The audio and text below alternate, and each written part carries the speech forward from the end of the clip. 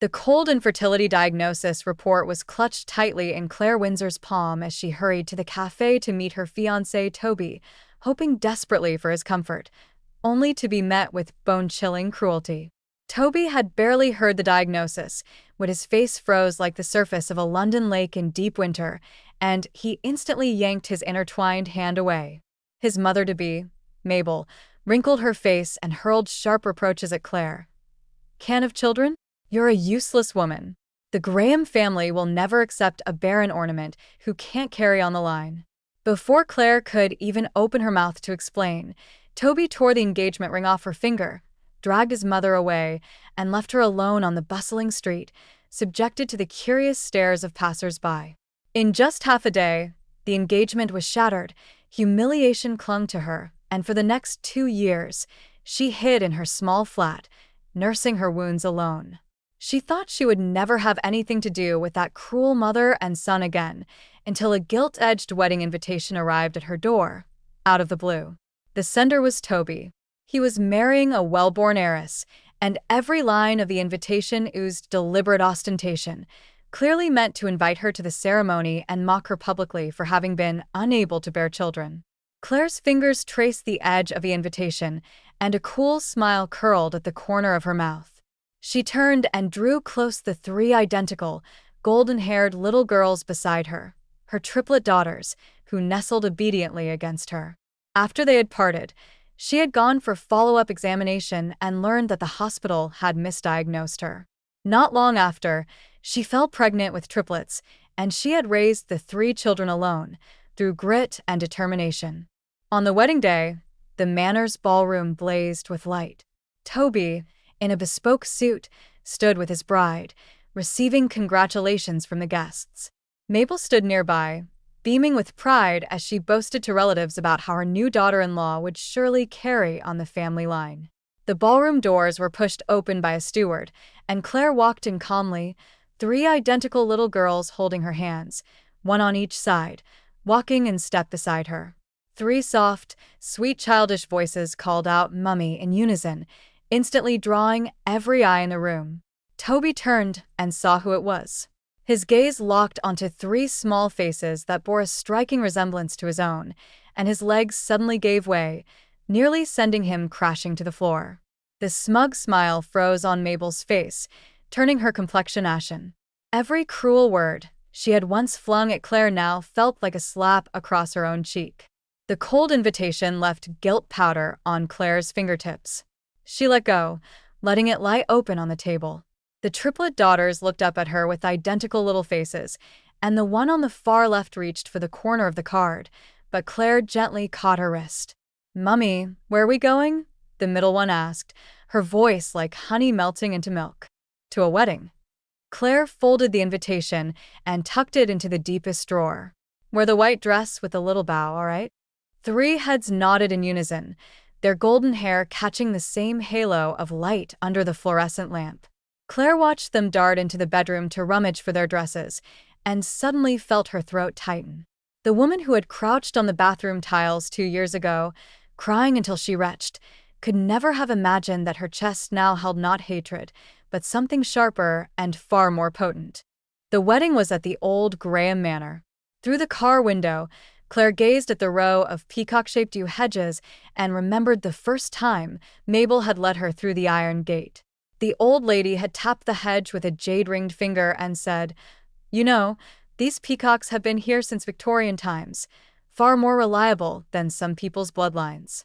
The doorman gave Claire a second look when he took her invitation. The triplets stood quietly beside her skirt, like 3 porcelain dolls. Already, guests on the marble steps were turning with champagne flutes, whispering in the summer evening breeze. Absolutely identical. Does Toby recognize them? The chandeliers turned the champagne tower into a golden honeycomb. Claire saw Toby standing at the head table. The bride's train cascaded over 3 steps. The ruddy flush of a groom buoyed by drink and vanity drained from his face the instant his gaze swept to the door. Mabel was the first to react. She clutched her pearl bag and stepped in front of Toby, the wrinkles on her neck piling up as she swallowed, like a pelican being throttled. "What are you doing here with these children?" she shrieked, her voice so shrill that the glasses trembled. Security, the boldest of the triplets, Ella, took half a step forward. She looked up at Mabel with eyes the same shade as Toby's in his childhood portrait. "Grandma, you're so loud." The whole room went so quiet that you could hear the fizz of ice melting in champagne. The bride's face went pale, then red, beneath her veil. Her father rose from the head table, his silver napkin ring clattering onto the plate. "Graham, I need an explanation." Toby's lips moved, his gaze scraping back and forth over those three small faces. A damp patch had appeared on his suit front, likely from spilled champagne. Claire noticed a pale ring of tan on his left ring finger. The new ring hadn't yet settled in. "Mummy, that man is shaking." Little Lily tugged Claire's skirt. Claire crouched down to meet three pairs of frightened, bewildered eyes. "Remember what Mummy told you? If you're scared, hold each other's hands." She placed her own hand over the little fists her daughters had made together. "Now, together with Mummy, say, 'Good afternoon.'" 3 good afternoons rang out, clean and simple as church bells. Toby lurched backward, knocking over a waiter's tray. Glass shattered across the Persian carpet, and dark wine stains crept toward the bride's gown. "You lied to me." Toby's voice came as if from far away. "You said you couldn't." Misdiagnosis. Claire rose, smoothing the creases from her skirt. "You didn't even wait for the second report." The bride finally lifted her veil. She was younger than Claire, with the plump, apple-cheeked glow of a well-bred girl, but now her face was drawn and pale.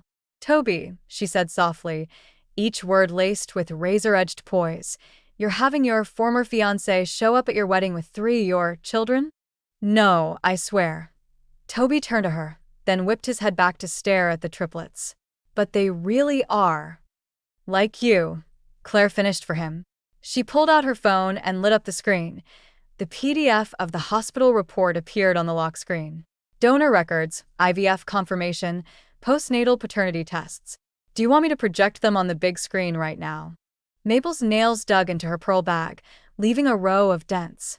"You signed the infertility diagnosis yourself." "The diagnosis you gave me came from another clinic." Claire turned her phone so the screen faced the head table. "That clinic had its license revoked 3 months later for equipment calibration errors. Shall I read out the disciplinary file number?" The bride's father had already walked over to Toby. The old man looked more composed than Mabel. He didn't lose his composure outright, but his low voice carried the icy edge of a businessman slamming a folder on a negotiating table. "Mr. Graham, if your premarital issues are going to be settled during the reception, my financial advisor and I will need a private room." Toby shoved his chair aside to move toward Claire, but his knee slammed into the table leg. The champagne tower collapsed from the top down, a cascade of crystal crashing against crystal. The 3 little girls clapped their hands over their ears in unison. "Mummy, they're so noisy," said the quietest one, Nana. Claire gathered the 3 daughters closer to her skirt. "We'll leave soon." She kissed Nana's crown, then looked up to see Toby staggering toward her. "Claire, listen. I can we the children. The children are Windsors." Claire stepped back, evading his outstretched hand. "From birth certificates to passports, they're Windsors." "Mr. Graham, what did you ever provide? A single sperm?" Mabel finally screamed. "Security, get them out of here." 2 young men in black uniforms hesitated as they approached. Ella suddenly let go of her mother's hand and looked up at one of them. "Mister, your walkie-talkie is beeping." As the guard glanced down at his device, the triplets had already linked hands and retreated behind Claire. Claire took another document from her handbag, parchment paper, topped with the embossed crest of a prestigious law firm. "By the way," she said, unfolding the edge of the document for Mabel to see the title, "the trust fund my mother left me happens to be enough to buy the woodland that the Grahams have mortgaged to the bank. The auction is next Wednesday." All the color drained from Mabel's face. Her lips trembled. She suddenly reached for Claire's wrist, but Ella's small body blocked her. The little girl glared at her grandmother. "Don't touch my mummy." Toby knelt on the floor. The knees of his bespoke suit darkened with damp. He looked up, his Adam's apple bobbing violently. At least, let me see them, let me know their names. Claire snapped her handbag shut, with a click. She looked down at Toby, a face she had traced in her mind on countless nights, but now as unfamiliar as a stranger's photograph in a newspaper. Ella, Nana, Lily, she said. But you don't deserve to call them. She turned and walked toward the exit, 3 pairs of small leather shoes tapping in neat rhythm behind her high heels. Just before the doors closed, Nana glanced back into the ballroom. Under the chandeliers, Toby still knelt. The bride was hurling her bouquet at his shoulders. Mabel had collapsed into a chair, her pearl necklace broken, beads rolling everywhere, scattered in the champagne stains like shattered moons. The evening breeze rushed in, carrying the scent of grass and distant bonfires. Claire stopped on the steps, and the triplets chattered around her, asking why that man had cried and why that lady had broken her necklace.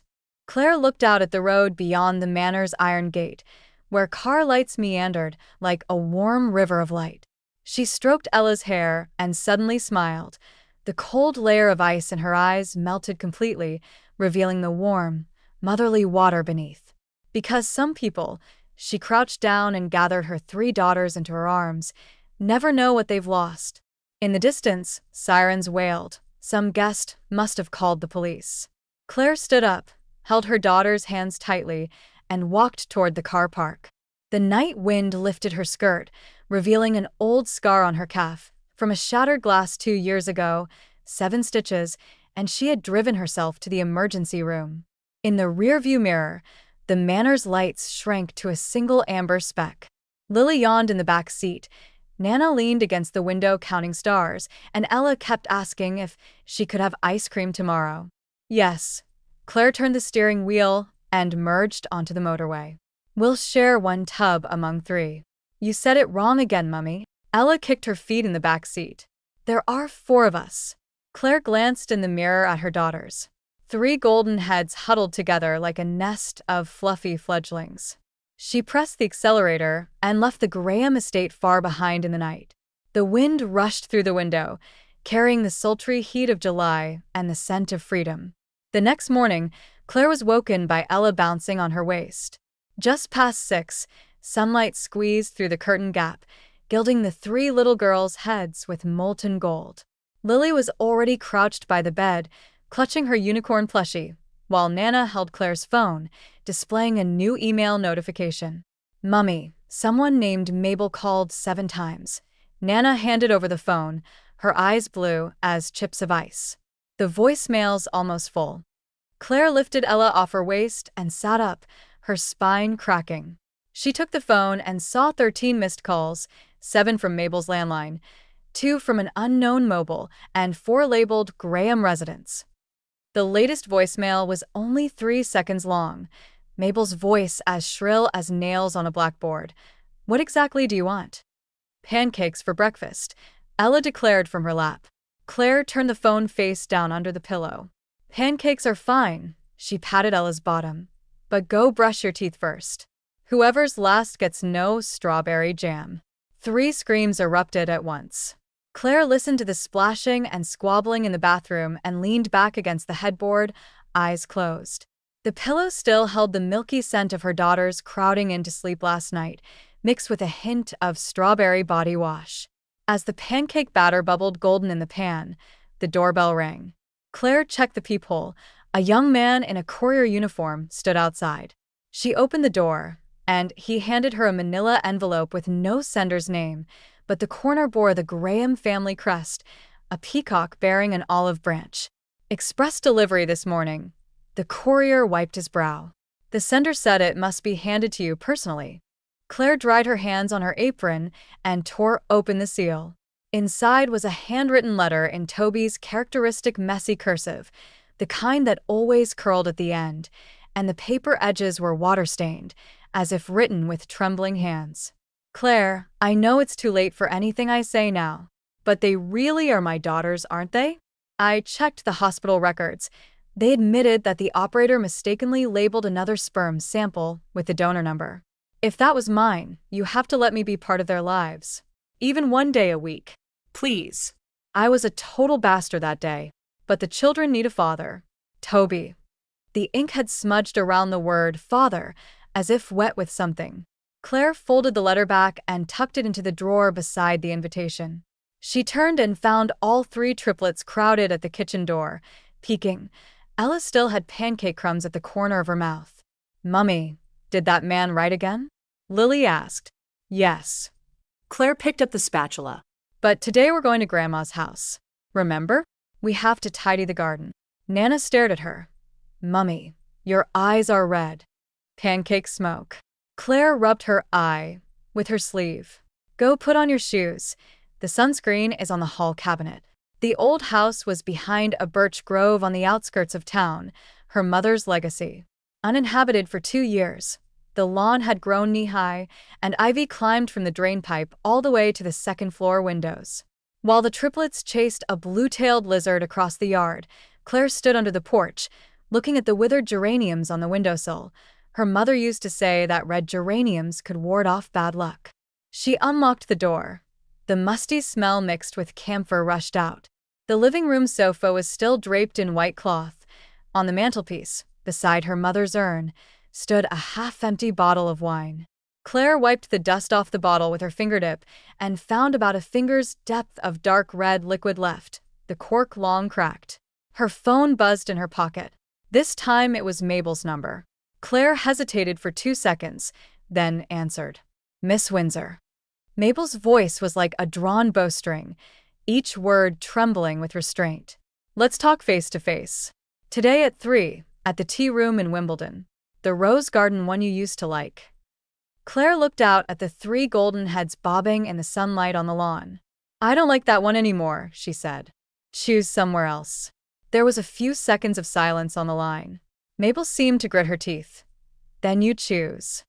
Grandma's garden at the picnic table. Claire pushed open the screen door to the yard.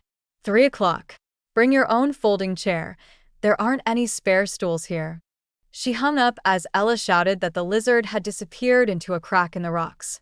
Nana crouched in the grass, searching intently, while Lily had given up chasing and was sitting under the picnic table weaving a dandelion crown. Claire walked over, lifted Lily onto the tabletop, and sat on the edge. Her 3 daughters immediately clustered around. "There's a grandma coming this afternoon," Claire said. "She might say some strange things, like asking what you like, what you want. Just remember, we like dinosaurs and ice cream." Ella raised her hand. "And Mummy's bolognese," Lily added. "We don't need a daddy." Nana spoke suddenly, softly, but very clearly. Claire looked down at Nana. This child always seemed to see things ahead of time, her eyes holding a stillness not typical of a 4-year-old. Claire tucked a stray lock of Nana's hair behind her ear. "That's right, we don't." Mabel arrived in the afternoon in a champagne-colored suit, wearing a thin gold chain instead of the broken pearl necklace.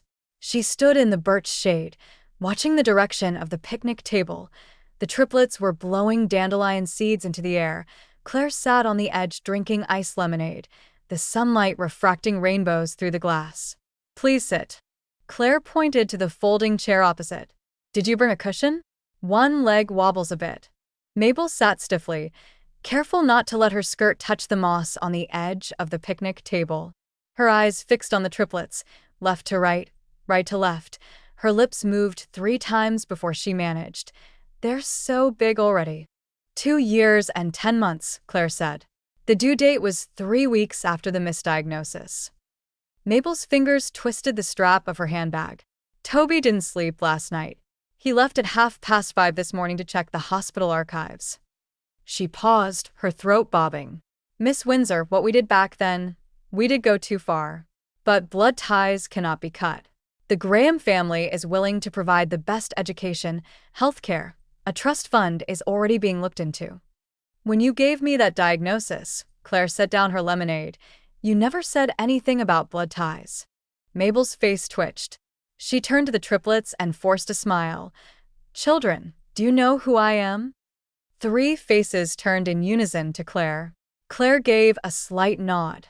Ella crawled out from under the picnic table, walked up to Mabel, and looked up at her. "You're the grandma whose necklace broke." Mabel's chest heaved. "I'm your daddy's mummy." She slowed down. "You look a lot like him, you know?" especially the eyes. Mummy showed us photos. Nana swung her legs from the tabletop, but we said not enough. In those pictures, that man was smiling. We've never seen him smile. Mabel's handbag strap snapped with a crack. She watched the metal buckle roll into the grass, then suddenly bent over, covering her face with both hands. Her shoulders shook. The sound wasn't quite crying, more like a long-suppressed panting. The triplets shrank back against Claire. Claire drew her daughters behind her and watched Mabel's heaving shoulders in silence. The birch leaves rustled overhead. In the distance, someone's lawnmower rumbled. You know, Mabel finally raised her head, her makeup smudged into a gray-black tear track. I was 42 when I had Toby. His father died early. I raised him alone. When he was in hospital with pneumonia as a child, I slept on a corridor bench for 14 days, and he turned out like that. She stared at her broken bag strap. I know you don't believe me. I don't need you to. But those children. She suddenly gripped the broken strap, her knuckles white. I'm nearly 70. I might not live to see them in secondary school. But at least let me know their names. Let me know they're all right. Claire's silent for a long time. Lily tugged at her skirt from behind, whispering why the grandma didn't have her necklace anymore. Claire held her daughter's fingers. Ella, Nana, Lily, she finally said. Middle names Margaret, Joanna, Frances. They get up at 6:30 every morning. They love strawberry jam pancakes and bedtime stories. Nana's afraid of the dark, Lily's afraid of thunder, and Ella's afraid of nothing except needles. Mabel's lips moved, as if tasting each name. She slowly stood up, the folding chair toppling in the grass. I'll come again tomorrow, she said, her voice hoarse beyond recognition. I'll bring some picture books. Toby's favorite when he was little was Guess How Much I Love You. Do you have picture books here? The storybooks are on the second shelf of the living room bookshelf, Claire said. But some pages are torn. Ella did that when she was 2. Mabel took 2 steps toward the birches, then turned back. The afternoon light slanted through the branches, dappling her face with shadows. Miss Windsor, she said, I know you don't accept an apology, but at least let me try to do something. Claire looked down at Nana blowing dandelion seeds onto her sleeve. Those white tufts clung to the light blue cotton like tiny, weightless constellations. Tomorrow at 3, she said. Bring your own tea. We only have lemonade here. As Mabel walked out of the birch grove, Lily suddenly ran a few steps and stopped at the edge of the shade. Grandma, she called, will you wear your necklace again when it's fixed? Mabel stood there, her shoulders trembling once more. She didn't turn around this time, but she nodded, then quickly disappeared over the grassy slope.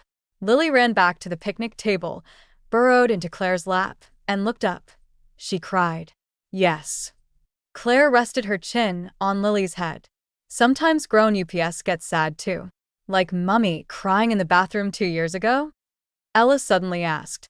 Claire's fingers paused. She remembered cold tiles, the broken glass that had cut her calf, the draft of Toby's wedding invitation on her phone screen. Back when they hadn't even broken up yet, he was already scouting venues. It's different. Claire tightened her arms. Mummy cried then because she thought she was going to be alone. But later she found out she hadn't been alone for a long time. The triplets pressed in together, 3 warm little bodies surrounding her in the middle. Nana slipped the dandelion crown onto her wrist.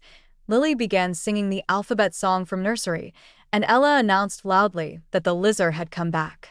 Claire looked down at her daughter's tousled golden crowns and felt as if she were standing in the middle of a soft wheat field. The lawnmower had stopped in the distance. Silence settled around them, broken only by the whisper of wind through the birches. That night, as she tucked them in, Ella suddenly poked her head out from under the covers. Mummy, will Grandma bring Guess How Much I Love You tomorrow? Maybe. Will she read it to us? Claire sat on the edge of the bed, stroking the corner of Ella's blanket. If she wants to. Will she cry again tomorrow? I don't know. But even if she does, that's okay. Lily turned over in the other bed. Mummy, will that man come too? Claire turned off the lamp. In the dark, 3 pairs of eyes were like 3 tiny stars. No, she said. But even if he did, we have plenty of people. Nana asked softly in the darkness. Mummy, have you forgiven them? Claire sat on the bed edge for a long time. Headlights swept across the ceiling outside the window, like a slow-moving searchlight. She remembered the afternoon 2 years ago when she had torn up the diagnosis in a taxi. The driver had asked in the rearview mirror if she was okay, and she had smiled and said she was fine. Not yet, she finally said. But maybe soon. The triplets' breathing gradually evened out. Claire got up and walked to the window, looking at the street lamp at the edge of the birch grove, moths circling its glow. Her phone screen lit up with a text from an unknown number. I'll come tomorrow too. Just to watch from far away. Please. Toby. Claire turned the phone face down on the windowsill. The night breeze seeped through the screen, carrying the scent of grass and earth. She gently pulled the curtains closed and went back to her daughter's beds, lying down in the narrow space between them. Ella giggled in her sleep. Nana's foot pressed against her waist. Lily tucked the unicorn plushie into her arms. Claire closed her eyes and thought, tomorrow is another day. The next morning, a sudden shower battered the birch leaves, crackling like someone tossing dried peas onto the roof. The triplets crowded onto the living room windowsill to watch the rain. Ella pressed her nose against the glass, exhaled fog, and drew a wobbly dinosaur. Claire reheated last night's pancakes and served them with the last few strawberries from the fridge. Nana suddenly asked, if it's raining, will Grandma still come? She said, 3 o'clock. And that man? Lily nibbled the tip of a strawberry. The one in the photo, no. He wasn't smiling in the photo either. Claire poured coffee into her mug. The rain eased outside, clouds split open, and sunlight poured down like golden water. He'll come if he wants to, she said, but that's up to him. Around 11 the rain stopped completely. Claire took the girls out to splash in puddles. Ella stomped straight into a half-foot-deep pool, splashing Nana's skirt. They chased each other across the lawn, while Lily crouched on the damp steps, poking a snail shell with a twig. Claire sat at the picnic table wiping off the rainwater, her gaze drifting to the narrow dirt track at the edge of the birch grove. A dark blue car was parked in the shade beyond the trees, engine off, its tinted windows reflecting nothing she could see. She stared at it for a few seconds, then went back to wiping. Toby had never been able to sit still. He was always a man of action. When he had pursued her back then, he had left a single white rose outside her flat every morning for 30 straight days. She had thought it romantic then. Now she saw it as a performance of instinct. True patience had been absent on the night of the misdiagnosis, when he didn't even wait for her second call before canceling the wedding venue booking. At 10 minutes to 3, Mabel's car bumped along the dirt track. Today the old lady wore a dark green knit top and carried a canvas tote, the corner of a hardback picture book peeking out. She stumbled as she stepped out into a muddy puddle, and Ella instinctively ran over to steady her arm. Grandma walked slower. Ella looked up at her. Did you bring the book? Mabel looked down at the small hand steadying her arm. Her throat moved. She pulled out the well-worn copy of Guess How Much I Love You. 3 copies, she said, her voice tight. 1 to read, 2 to keep for you. Claire rose from the picnic table and straightened her apron hem. Sit down, she said. I added a cushion to the folding chair. Mabel settled into the chair more easily than yesterday. She placed the book on the table, her fingers stroking the brown rabbit on the cover. Toby wanted this read every night when he was little, she said, eyes fixed on the page edge. For times through before I could leave, or he'd grab my pajama buttons and not let go. Mummy does that too. Ella scrambled onto the bench at the picnic table. She reads The Very Hungry Caterpillar 3 times, and the last page has to be in a whisper.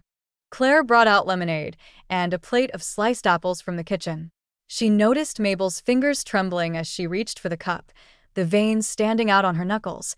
Yesterday's broken bag strap had been reworked into a thin bracelet around her wrist.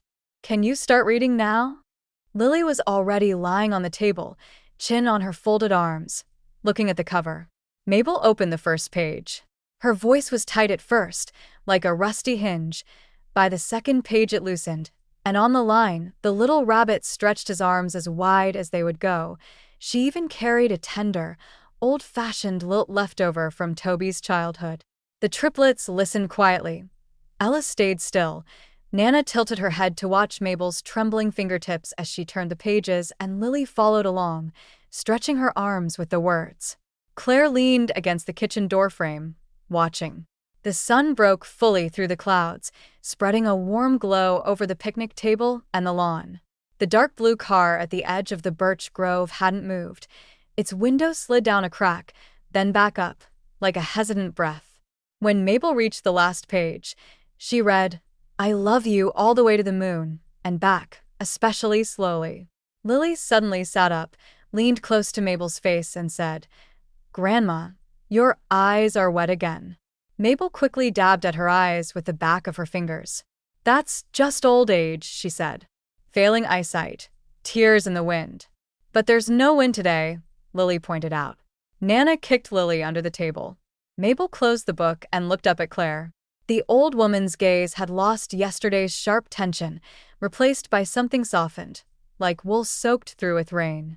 "Miss Windsor," she said, "I know you said yesterday that you haven't forgiven yet. But may I ask, could I come twice a week? Just to read stories, to run around with them on the grass. What Toby did won't affect my visits.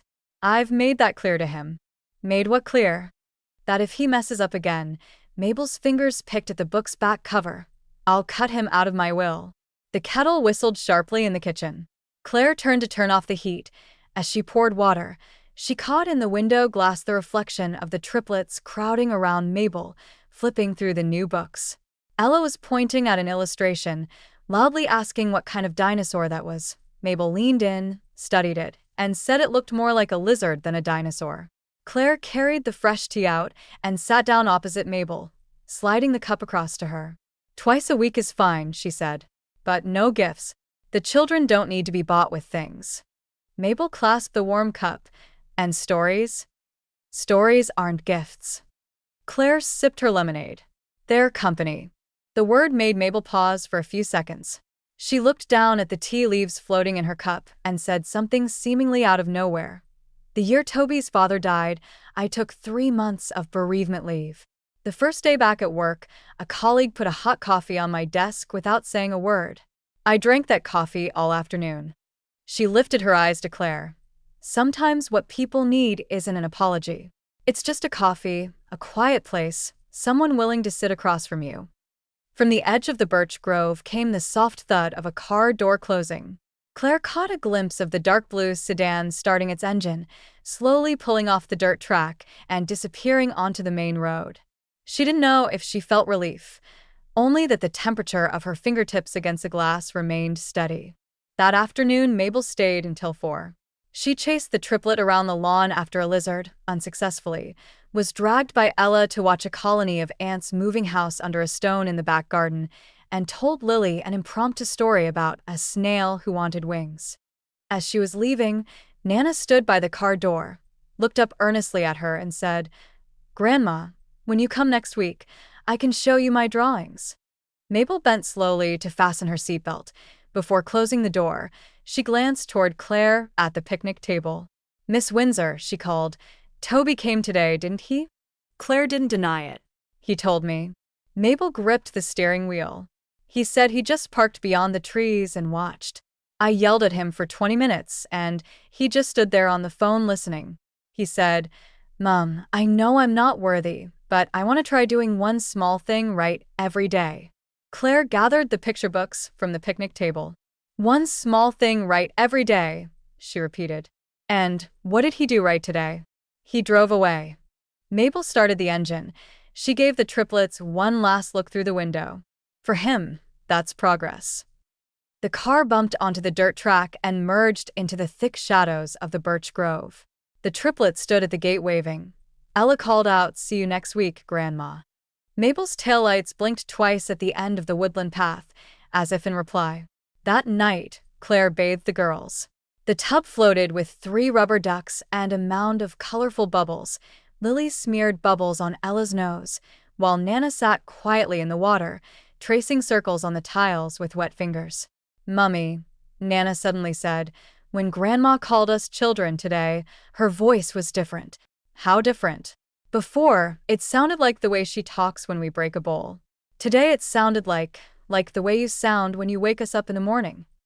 Claire squeezed body wash into her palm, lathered it, and spread it over Lily's back. Sometimes people need to practice, she said. How to like others. Grandma might still be practicing. Ella pushed the rubber duck under the water and let it pop back up. Is that man practicing too? Claire's hand paused on Lily's back for a moment. Maybe, she said. But practice doesn't always mean passing. Late that night, when Claire got up to cover Lily, who had kicked off her blanket, her phone screen lit up on the nightstand. Toby's text was only 3 words. Today was hard. Claire looked at those 3 words and recalled him kneeling among the shattered champagne glass at the Manor Ballroom.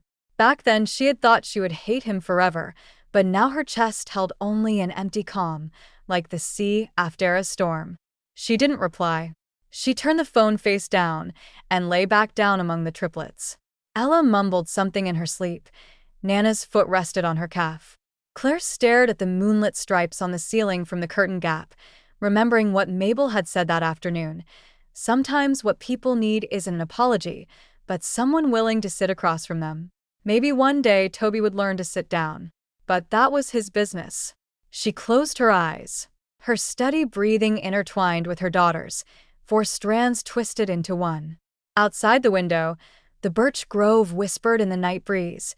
Occasionally a car passed on the distant road, its headlights sweeping across the ceiling and disappearing. Tomorrow the sun would rise as usual. The triplets would shake her awake at 6:30 for pancakes. Mabel would bring new stories. The grass would be trodden with tiny footprints again. In her drowsiness, Claire reached out and touched the back of Ella's head. The soft baby hair brushed her palm. She suddenly remembered herself 2 years ago, crying on the bathroom tiles until dehydrated, the sound of the torn diagnosis report, the arc of the ring slipping from Toby's finger as he pulled his hand away. Those things were in the past, like puddles after rain, evaporated by the sun until only a faint ring remained. She fell asleep to the sound of her daughter's breathing. Mabel's second visit brought a tin of homemade butter cookies, misshapen and with some burnt edges, packed in a clean tin. The triplets circled the tin 3 times. Ella reached for one, but Claire stopped her to check for any hard bits that might hurt a tooth. I haven't baked anything in 30 years, Mabel confessed, sitting at the picnic table with traces of flour still on her fingers. The one time I baked for Toby as a child, he had diarrhea for 2 days. Lily still took a burnt-edged one, bit into it, and wrinkled her nose. Grandma, this is a little bitter. Then don't eat it. Mabel reached to take it, but Lily dodged, shoved the whole piece into her mouth, chewed and swallowed. Her cheeks puffed like a hamster's. It's still edible, she said. Just like Mummy's burnt eggs. Claire poked her head out of the kitchen window and watched this. She suddenly felt that the taut string in her chest had loosened half a turn. She brought out lemonade and sat down across from Mabel, watching the old lady pick cookie crumbs from the corner of Lily's mouth with a movement that held a raw but earnest tenderness. Next week I'd like to take them to the botanical gardens, Mabel said, her eyes on the cookie tin lid. There's a butterfly house in the greenhouse. At their age, they should enjoy butterflies. Claire watched the 3 golden heads feeding cookie crumbs to the ants. All right, she said. I'll come along. Of course you'll come along. Mabel looked up at her, and there was something almost timid in her eyes. I mean, if you have time. That afternoon, Mabel surprised everyone by playing What's the Time, Mr. Wolf? With the triplets on the grass for over an hour. The 60-something-year-old ran until she was panting, dark sweat patches blooming on the back of her dark green knit, but she didn't stop until Ella declared, Grandma, you're too slow as the wolf, and only then did she sit down to rest at the picnic table. Claire watched her fingers tremble as she lifted her water glass and was reminded of the last summer before her mother died, when her arms could barely lift anymore, yet she still insisted on watering the geraniums in the yard. The botanical garden trip was on Wednesday. The forecast said partly cloudy. Claire packed 3 sun hats, 2 bottles of insect repellent, a pack of wet wipes, and 4 bottles of water into her canvas bag. Mabel arrived half an hour early in a roomier silver gray SUV, with 2 child safety seats strapped into the back. I didn't know how to fit 3, Mabel explained nervously, standing by the car. So, I put in 2, and the third can sit in the middle. The triplets had varying reactions to the seats. Ella climbed in and buckled herself eagerly. Lily needed Claire's help. Nana stood outside the door, looking up at Mabel. "Grandma, do you have motion sickness tablets in your car?" "Yes." Mabel pulled a box of patches from the glove compartment. "How did you know to ask?" "Mummy always puts one on when she drives more than half an hour." Nana climbed into the middle seat and fastened her own belt. "Otherwise, she keeps asking if we feel sick." Claire caught a glimpse of Mabel's slight smile in the rearview mirror as she closed the passenger door. The old lady started the engine and drove more confidently than the previous times, even checking the back seat before turning to make sure the girls weren't thrown off. The butterfly house had a glass dome, the humidity of tropical plants condensed into a fine mist inside. The triplets were stunned by the blue morphos that flew toward them as soon as they entered. Ella reached out, Lily shrank behind Claire's legs, and Mabel stood beside a giant monstera, looking up at a swirl of orange heliconiids, sunlight filtering through the glass dome and dappling her face. "Toby was scared of butterflies as a child," she said suddenly. At the Natural History Museum, a big blue morpho landed on his shoulder, and he screamed and ran down 3 corridors. Ella, who was chasing a green-banded swallowtail, stopped short. "That man is afraid of butterflies?" "Very afraid." Mabel crouched down, not caring that her skirt got muddy. "I bought him 20 butterfly guidebooks, and he wasn't scared after the 3rd one. But those books are still on his old shelf." Lily peeked out from behind Claire's legs. "Does he still have his old room?" Mabel paused for 2 seconds. "Yes," she said, her voice lowering. "Everything is still there, including copies of your ultrasound scans." Claire was adjusting the brim of Nana's sun hat and paused at that. The ultrasound scans, the first prenatal checkup Toby had accompanied her to. The copies that the clinic later sent back before its license was revoked. She had thought they were destroyed. "When did he get them?" she asked. "The day after the wedding." Mabel stood up and brushed dirt off her skirt. "He went to the ruins of that clinic. When the equipment was cleared, many documents were scattered. He spent 3 afternoons digging through the rubbish dump." Claire looked into Mabel's eyes. The old woman didn't look away, but she pressed her lips together, as if waiting for reproach. Claire simply retied the bow on Nana's hat and said, "He chose to dig through trash himself." But over the next 3 days, Claire found herself remembering that phrase. The image of Toby crouched in a dump, sifting through medical waste, kept surfacing, and it irritated her, because it meant something was loosening.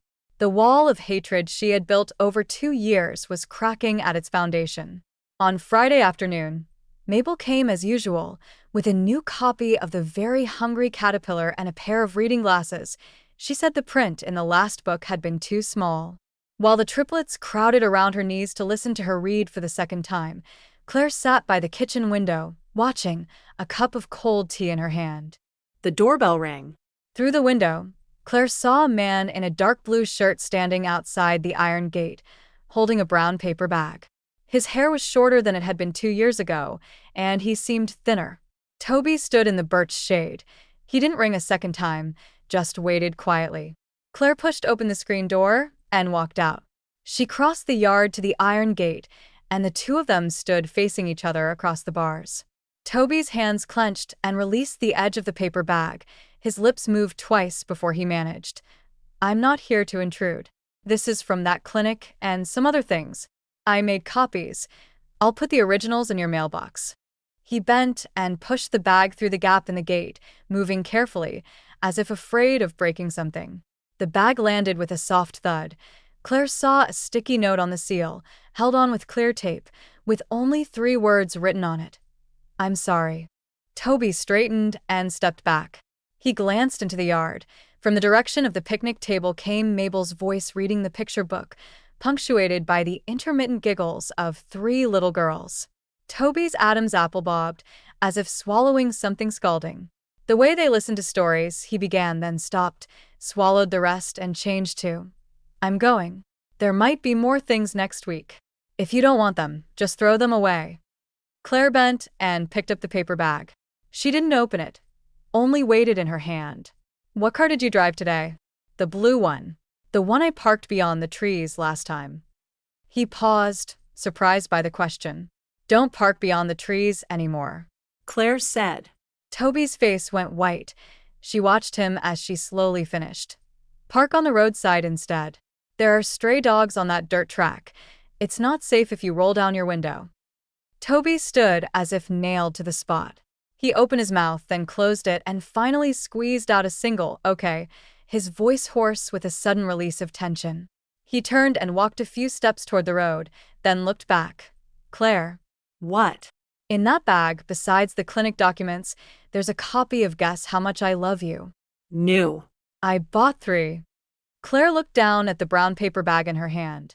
She didn't open it, but she could feel the hard spine of a book through the paper. Received, she said. Toby nodded, turned, and walked away. His back was thinner. The outline of his shoulder blades was more prominent under the blue shirt.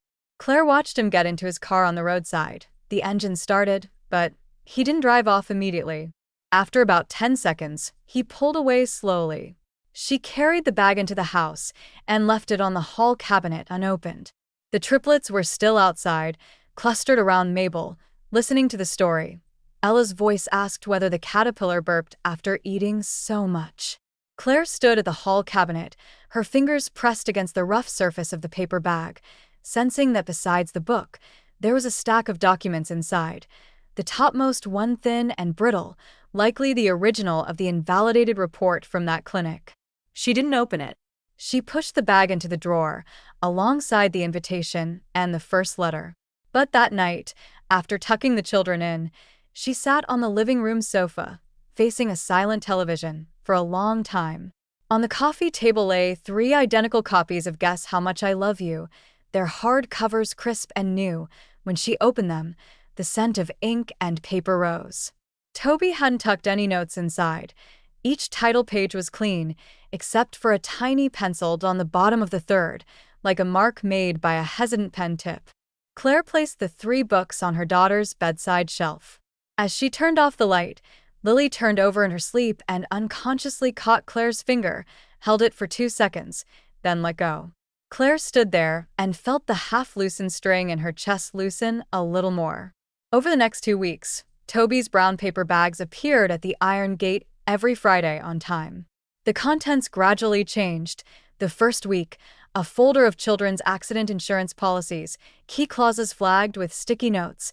The second, a handwritten emergency contact card, listing 3 pediatric emergency hospitals, 2 24-hour pharmacies nearby, and his mobile number. Not necessarily to call, but keep it handy. The third, a box of Duplo bricks with a hand-drawn assembly guide. A little crooked. When Claire opened the box and emptied the bricks onto the floor for the triplets, Ella asked, as she snapped pieces together, "Is this from that man?" "Yes." "Does he want to play with us?" "Maybe." Lily held up a long, narrow structure she had made with blue bricks. "I built a house for him. For him to live in?" Claire picked up a fallen red piece. "To live outside." Lily put the house at the far edge of the carpet. "Let him live in the garden, like a guard dog." Nana laughed so hard, she slid off the cushion. Claire picked up the guard dog house from the corner and placed it beside the toy box. "He can live a little closer," she said, "if he behaves." Toby's good behavior included placing the paper bag at the iron gate every Friday and leaving immediately, without ringing the bell or peeking in, having Mabel's car fitted with a full set of child safety seats, as Mabel casually mentioned, and, from a certain point, adding a small craft paper note inside the bag, recording a trivial thing about himself. "Today I taught my neighbor's kid to tie shoelaces. Took 4 tries. Boiled pasta and forgot to turn off the heat, burnt the pot dry." As if clumsily proving that he was a living, fallible person trying to be better. Claire never replied to those notes, but she didn't throw them away. She kept them between her laptop and keyboard. Sometimes, during work breaks, her eyes would fall on those pencil lines. Toby's handwriting was neater than it had been 2 years ago. He was probably trying to control the tremor as he wrote.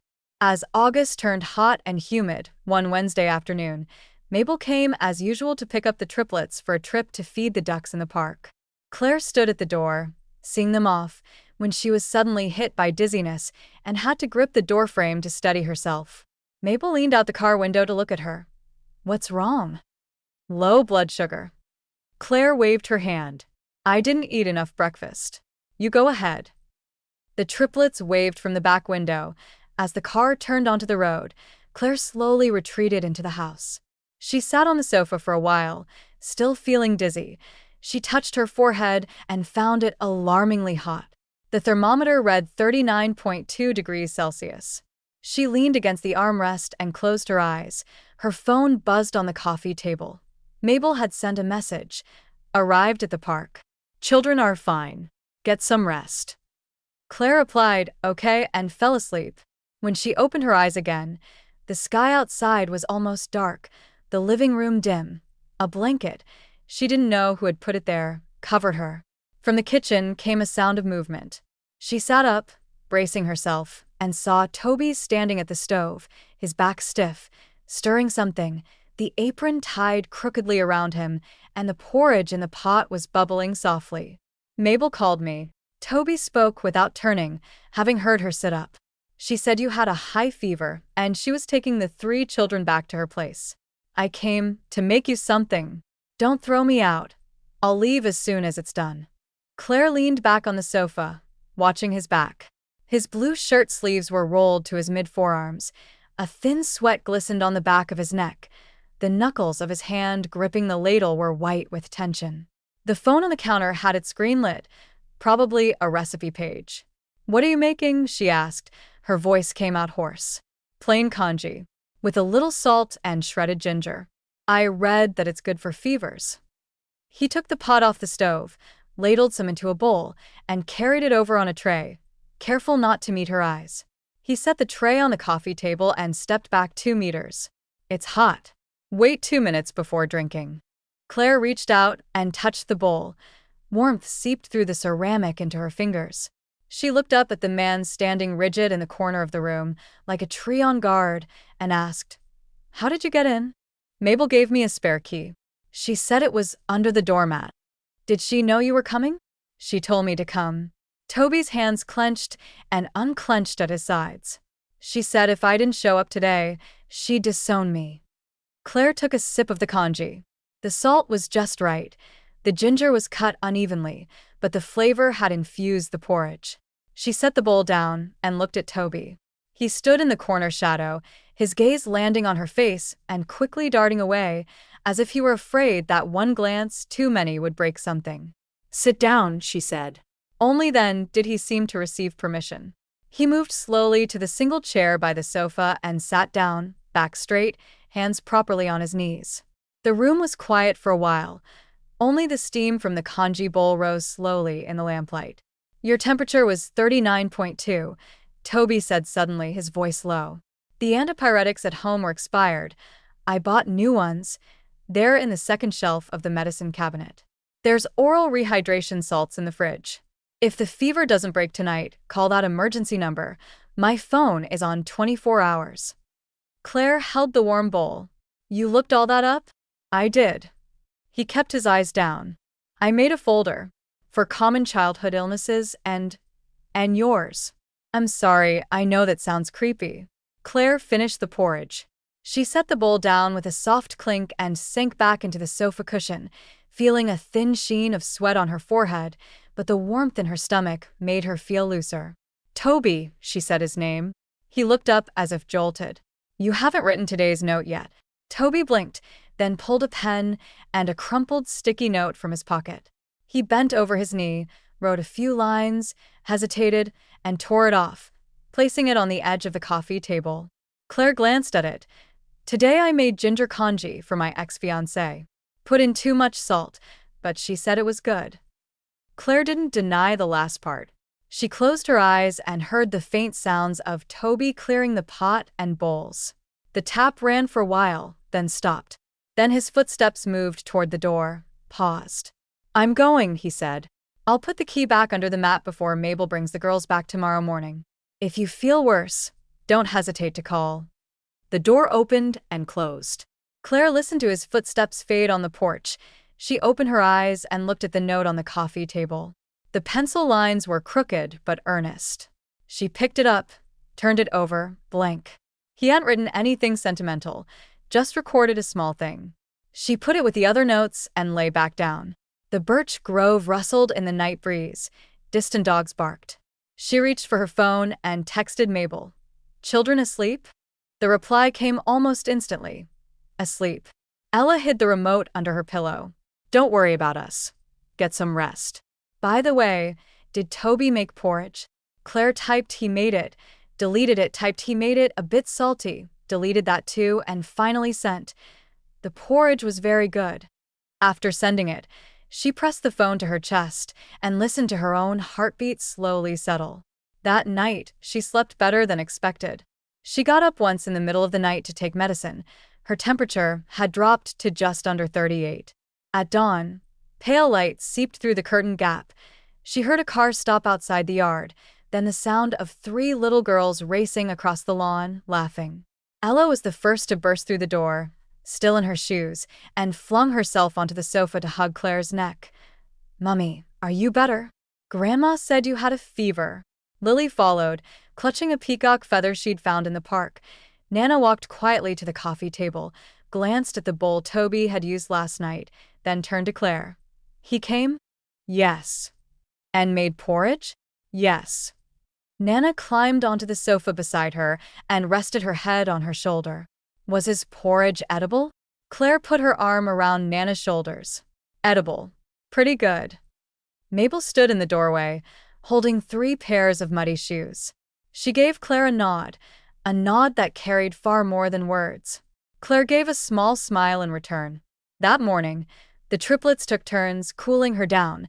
Ella laid a damp towel on her forehead, Lily arranged the peacock feather in a fan shape by her pillow, and Nana sat quietly beside her, reading The Very Hungry Caterpillar, pointing at each word as she read the line, and it was a beautiful butterfly. Claire lay back against the pillow, watching her daughters. Sunlight poured through the window, warming 3 golden heads. She suddenly remembered that day 2 years ago in her rented flat, when she had opened the retest result of the misdiagnosis, her fingers shaking so badly she couldn't tear the envelope and had to use her teeth. It read pregnancy of approximately 6 weeks, no abnormalities. She had crouched on the floor, crying until she couldn't breathe, then stood up, folded the report, put it in her pocket, and went to the kitchen to make instant noodles. Back then, she thought the sky had fallen. But it hadn't. She had walked out of the rubble and brought 3 little sons with her. By the afternoon, her temperature had returned to normal. She showered, changed into clean clothes, and sat in the yard to dry her hair.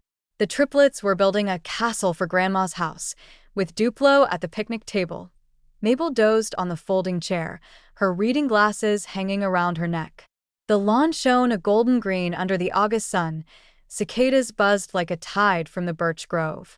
Claire looked at all this, took out her phone, and scrolled to Toby's number. She hesitated, typed a few words, deleted them, and finally sent. The porridge was good. Less salt next time. Within seconds, 3 dots appeared, then a long minute of typing. The reply came. Back with just 2 words. Got it.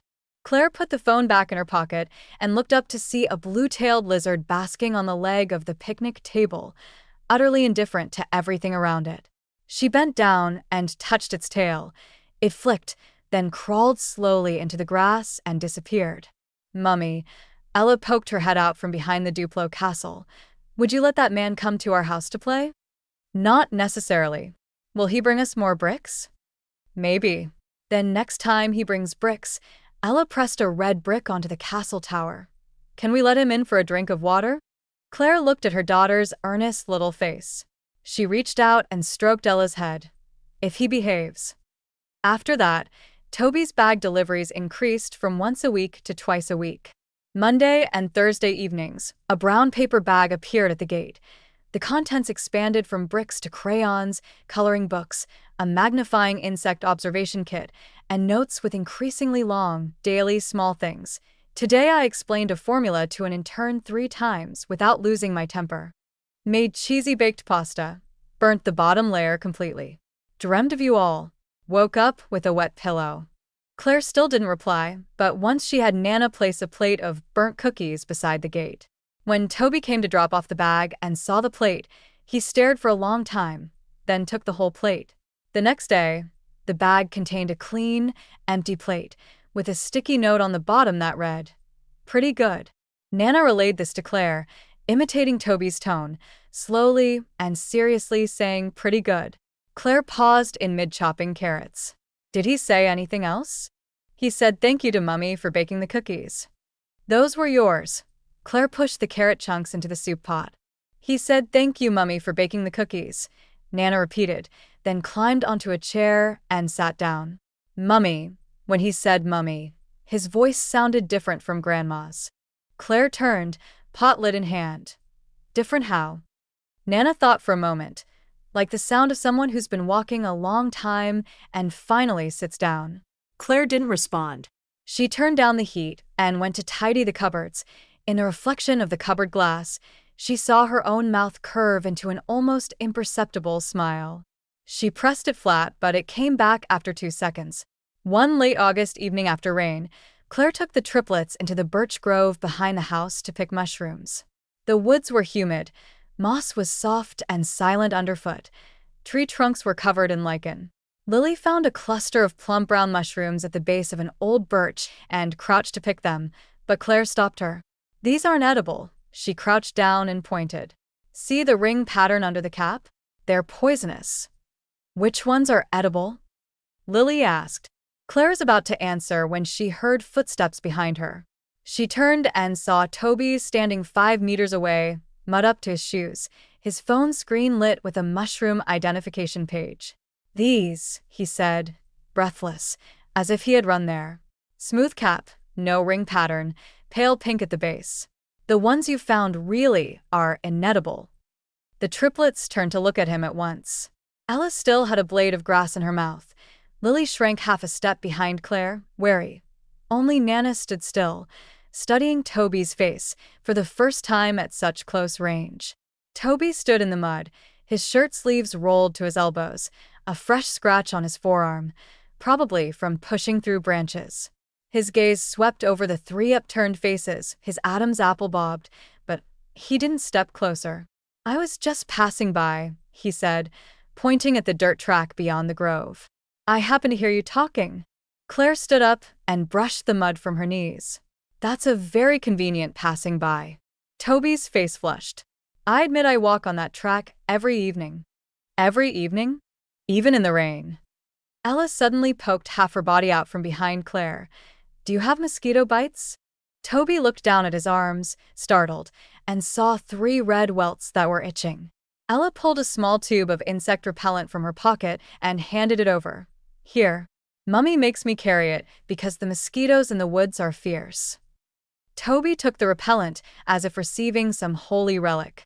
He unscrewed the cap, dabbed some on the bites, then held the tube in his palm, not giving it back. Thank you, he said to Ella. You're welcome. Ella retreated behind Claire again, but not as far. She left half her face visible, watching him.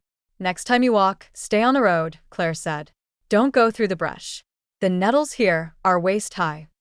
Toby nodded, and nodded again, as if afraid that nodding less might mean losing something. I'll go back then. He walked backwards 2 steps, tripped over a root, steadied himself, and gave the triplets an awkward wave. 3 little hands hesitantly raised and waved back. Ella's was the most enthusiastic, Nana's the slowest, but they all waved. Toby turned and disappeared through the trees toward the dirt track. Claire watched his back vanish into the fading light, then felt Ella tugging her sleeve. Mummy, he's thinner than in the photos. Yes. And he doesn't look as mean. Claire crouched and pulled Lily away from the mushrooms. She looked into her daughter's eyes and thought about how to explain the tangled, sticky adult relationships. In the end, she said, people change. Some for the better, some for the worse. He's still in the process of changing. Will he become a good person? Lily asked. I don't know. Claire stood up and took their hands, leading them out of the woods. That depends on him. As they emerged from the birch grove, the last rays of sunset were blazing from the west, painting the entire lawn warm orange. The triplets let go of her hands and ran to the picnic table. Ella claimed the middle spot. Lily and Nana took the sides. Claire stood by the gate, watching them, as a car passed on the distant road, its headlights cutting two bright paths through the gathering dusk. She thought of Toby holding that tube of repellent, the fresh scratches on his arm, the flush at his ears when he said, "Every evening." Those details were small as breadcrumbs, but together they slowly formed a picture of a man who was completely different from the one 2 years ago. Maybe people really can change. Maybe some people have to fall to the very bottom before they learn to walk properly. She walked over to the picnic table and sat down. The triplets immediately crowded against her. The evening breeze came from the birches, carrying the scent of grass and damp earth. Claire rested her chin on Ella's head and watched the streetlights gradually light up along the distant road. She suddenly felt that this summer still had a long way to go. In the first week of September, Claire pinned a new calendar to the refrigerator door. The triplets' birthday was at the end of the month. They were turning 4, although Ella insisted she was already 4.5 because she was 3 minutes older than Nana. Claire circled the date in red and wrote cake and balloons beside it, with 3 question marks underneath to indicate the party format was still undecided. Mabel saw the calendar on Wednesday while drinking lemonade at the picnic table.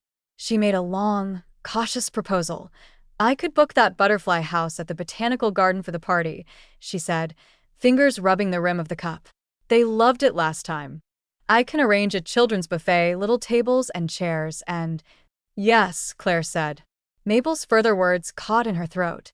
She looked up at Claire, apparently not expecting such a ready agreement. "You don't mind? The girls love butterflies.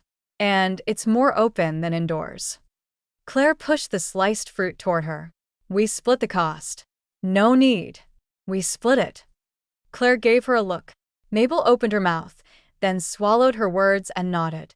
That evening, when Toby came to drop off his usual paper bag, Claire was blowing bubbles on the lawn with the triplets.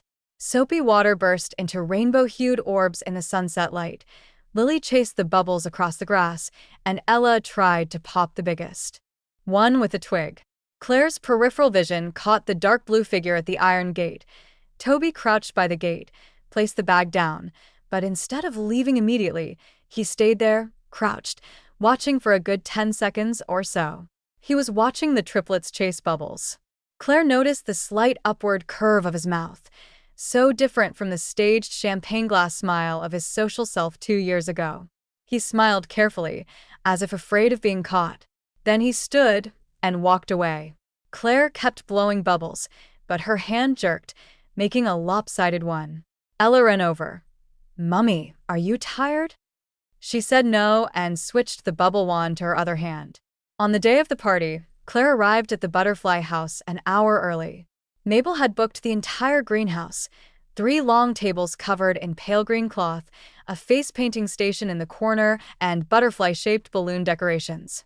The triplets wore their white dresses, freshly ironed, and stood at the entrance waiting for the invited guests, 4 children from their nursery class, and a pair of twin sisters from next door. Toby appeared at the greenhouse door carrying 3 wrapped gift boxes tied with ribbons. He wore a light gray linen shirt, unbuttoned at the collar, his hair unusually neat. He stood at the entrance for a moment, as if uncertain whether to step in, until Ella ran over from among the butterflies and looked up at him. "Did you bring presents?" "Yes." He crouched and handed out the 3 boxes, each labeled with names in his own pencil script, just like on his sticky notes. "But you can open them after you've played." As Ella took the box, she casually caught one of his fingers. "Mummy said you can stay for cake today." Toby's finger trembled in her little palm. He looked up into the depths of the butterfly house. Claire was at the face-painting table, helping a child paint a blue butterfly on their cheek. She wasn't looking his way. But he noticed a faint, transparent pink flush behind her ear, lit by the fluorescent light. That afternoon, Toby behaved with extreme propriety.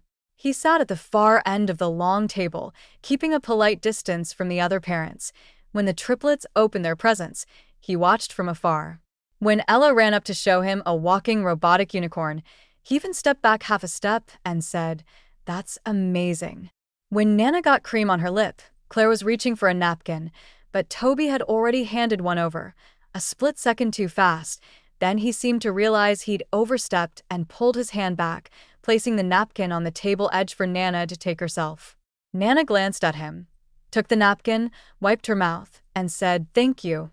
That "thank you" made Toby's eyes brighten, then quickly dim. He bowed his head and continued eating his small slice of cake, mashing the cream edge with his fork. Claire watched all this from the other end of the table. Mabel leaned in and whispered, "He was so nervous last night, he couldn't sleep. Called me at 3 in the morning to ask what color shirt to wear." "Gray is fine," Claire said. "I told him to wear gray." Mabel sipped her tea, a hint of satisfaction curling at the corner of her mouth. Halfway through the cake, the twin sisters from next door knocked over a glass of lemonade, spilling it all over Ella's dress. A large wet patch spread from her chest to her knees. Ella looked down at her dress, then up at Claire. Her mouth puckered a little, but she didn't cry. "It's okay." Claire crouched and dabbed at the dress with a wet wipe. "We're almost done. We'll change when we get home." Toby had already left his seat. When he reappeared, he was holding a neatly folded child-sized blanket from the Butterfly House's emergency cabinet, printed with various butterfly patterns. "You can tie it around her waist like a skirt," he said, crouching a couple of feet away from Ella, his voice low, as if sharing a secret with a child. "When I was little and wet my trousers, my mother used to do this for me." Ella took the blanket, wrapped it around her waist, and tied a knot. She twirled and asked Claire if it looked nice. Claire said yes. Toby had already returned to his seat, pretending to sip tea, but behind the rim of his cup, the curve of his mouth was wider than it had been at the gate. After the party, the children left one by one. The triplets ran 2 more laps among the butterflies before they were willing to go. Ella's dress was already half dry, and she insisted on taking the butterfly blanket home. "It's a present, just as important as the bricks." Toby knocked over 2 empty paper cups while helping to tidy the tables. When he scrambled to pick them up, his face went red. Claire walked over to help. As they stacked paper plates side by side, she said quietly, "The blanket was a good idea." Toby's knuckles paused on a plate edge. "I found it in the emergency cabinet. I did a site visit beforehand." "A site visit?" "In case I couldn't find the toilets, hot water, fire extinguishers." He stacked the plates neatly. "I made a list." Claire watched him pull a neatly folded A4 sheet from his pocket. It was covered in a detailed floor plan of the Butterfly House, marking exits, first aid kit, power sockets, even the height of the nearest baby change table, with handwritten pencil notes in the margins. "Thermostat switch at the end of the corridor. Turn it up 2 degrees if it's too high." She handed the paper back and continued stacking plates. "On the 3rd plate," she said, "you're quite good at site visits." Toby was about to reply when Ella ran over and tugged his shirt hem. "Uncle, the robotic unicorn's battery is dead. Can you help me change it?" Toby crouched down with Ella to examine the battery compartment on the unicorn's belly. Claire stood nearby, watching. Sunlight poured through the glass dome, falling on both of them. Ella's golden hair and Toby's dark brown head close together in the light. Nana came over and tugged Claire's hand, whispering so only she could hear, "Mummy, he doesn't seem like a bad man anymore." "He was never a bad man." Claire held her daughter's hand. "He just made a very bad choice." "And is he making good choices now?" Claire watched Toby, crouched on the floor, struggling to open the battery cover with his 2 short nails. He was pulling a coin from his pocket to use as a tool. Ella was advising him to use your teeth, and he shook his head, saying he'd break his teeth. "It looks that way for now," Claire said. On the drive back, the triplets fell asleep squeezed together in the back seat. Ella held the robotic unicorn. Lily clutched a handful of sponge paintbrushes. Nana leaned against the window, nodding off. Claire watched them in the rearview mirror. Mabel sat in the front passenger seat giving directions, mentioning that Toby had taken them home and then called a car for himself, and that on the ride he had kept asking whether the 3 gift boxes had been damaged. "He didn't open them to check?" Claire asked. "He didn't dare," Mabel said. He said he was afraid his wrapping was too ugly and that seeing them ugly in person would be too embarrassing. Claire turned the steering wheel around a bend. The setting sun slanted through the windscreen. She squinted and thought that he really did know his limits now. Some people can fall a lifetime and never learn them. He had learned in 2 years. After the birthday, Toby's appearances at the Birch Grove changed from twice-weekly paper bags to evening walks every other day. He no longer always carried a paper bag. Sometimes he just walked empty-handed from one end of the dirt track to the other, occasionally greeting the triplets through the gate if they happened to be playing in the yard. Ella had gotten used to his timing. She would drag a little stool to sit by the gate and call out, "What did you bring today, Uncle?" Lily would count his appearances on her fingers. Nana was the quietest observer. One evening, as Toby finished his usual 2-minute chat with Ella about the new battery life of her unicorn and was about to leave, Nana got off the garden swing, walked to the gate, looked up at him, and said, "Come tomorrow morning." Toby blinked. "Morning. Mummy makes pancakes in the morning." Nana turned and went back to the swing, leaving Toby standing at the gate like a tree struck by lightning.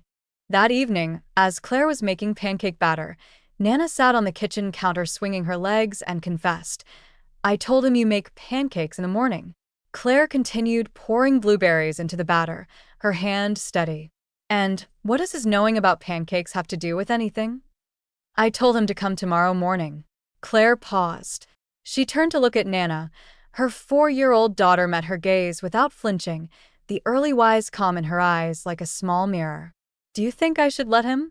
"Ella wants him to try your pancakes," Nana said. "And the batch she made last weekend was too hard. I want him to taste how hard they are." Claire set the blueberry bowl on the counter. "So, you want him to be a taste tester?" Nana's lips finally quirked. "Ella wants to have breakfast with him." Claire leaned against the counter, looking out at the darkening sky beyond the window. The lamp at the edge of the birch grove had come on. Moths were circling again.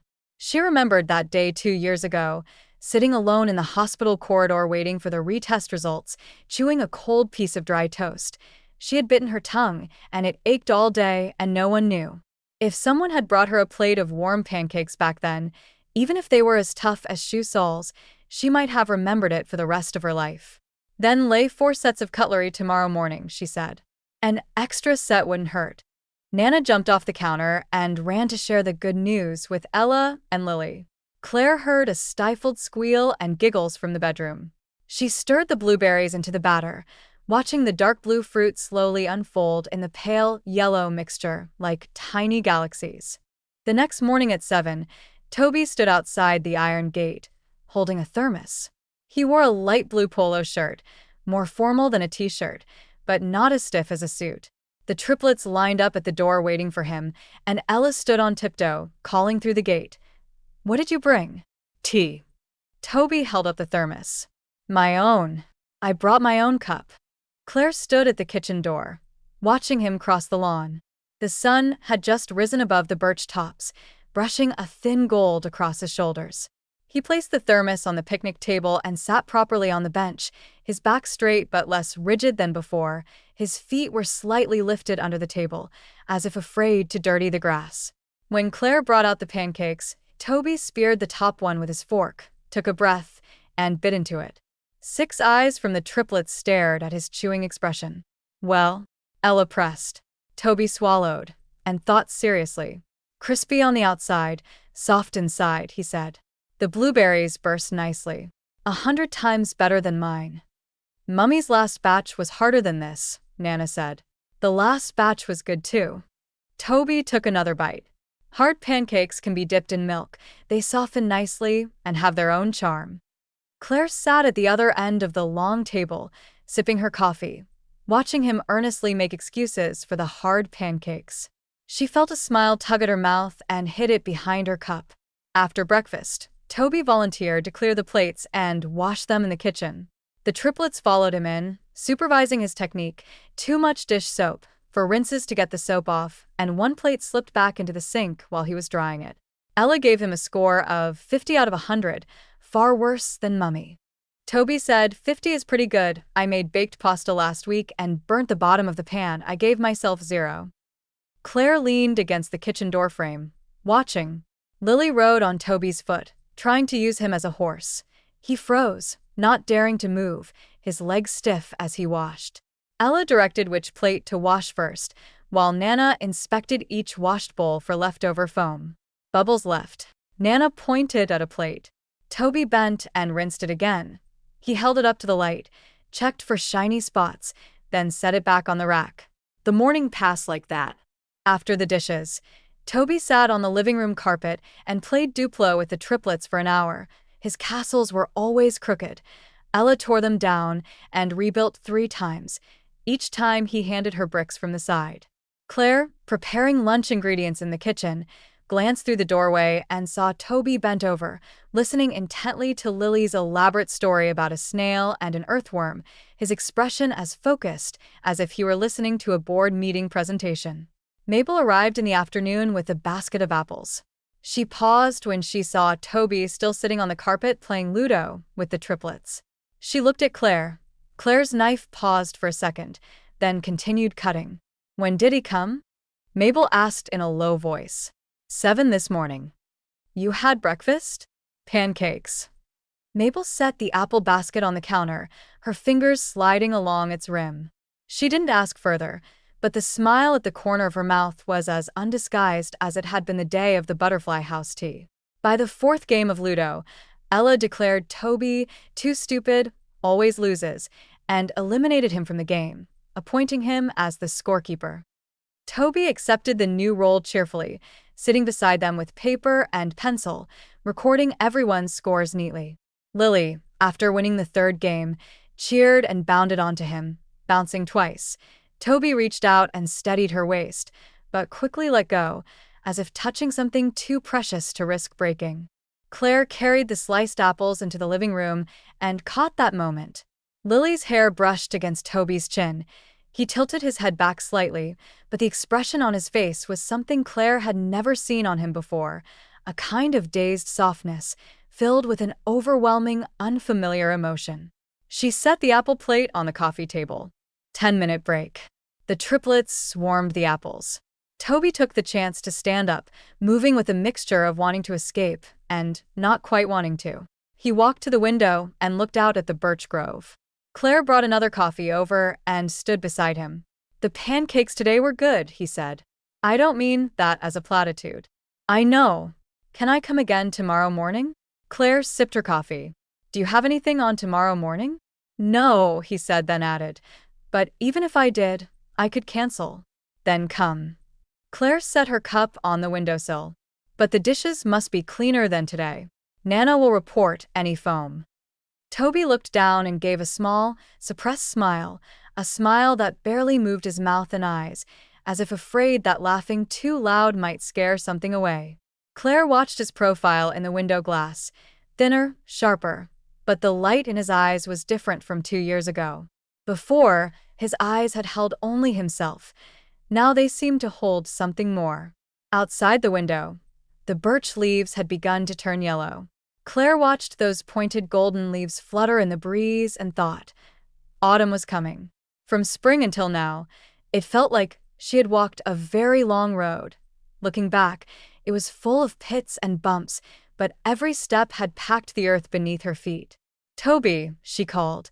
He turned immediately, leaning forward slightly as if awaiting instructions. "There's a parents' open day at the end of the month. The nursery invites parents to attend a parent-child craft class." He stared for a moment, then slowly understood.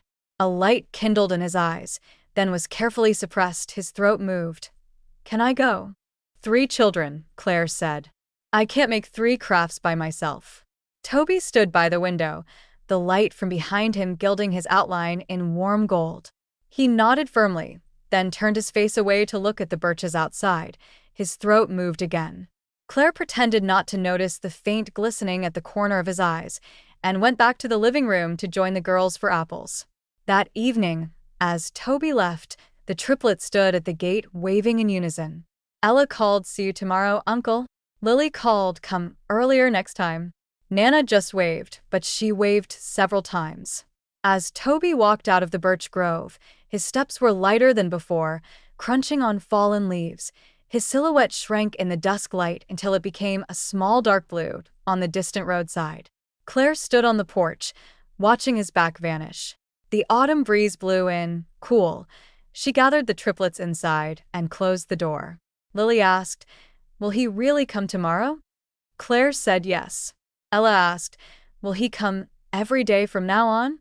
Claire said they'd see how tomorrow's breakfast turned out. Nana walked at the end, holding her mother's hand.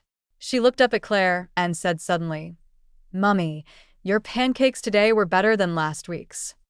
Claire looked down at her. "Because I put in more blueberries." No. Nana squeezed her palm. "Because today someone told you they were good." Claire lifted Nana into her arms, the little girl's arms wrapped around her neck. As she passed through the living room, she caught her reflection in the mirror. The curve of her mouth had barely subsided all day. She buried her face in Nana's hair, breathing in the apple scent of child shampoo, and said softly, "Maybe." Outside, the last of the twilight sank into the birch grove. Inside, warm yellow lights came on, and the triplets' laughter rang from the living room, mixed with the background music of cartoons and the clatter of pots and pans. Claire carried Nana into that warm light and set her on the sofa to squeeze in with her sisters.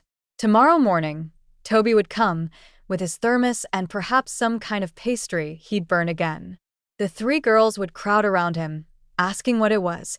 He would crouch to explain patiently, only to be stopped halfway by Lily riding his foot. Claire would stand in the kitchen, frying eggs and bacon, and from amidst the sizzle and the smell of oil, she would hear the laughter from the living room. That kind of tomorrow didn't seem so far away anymore.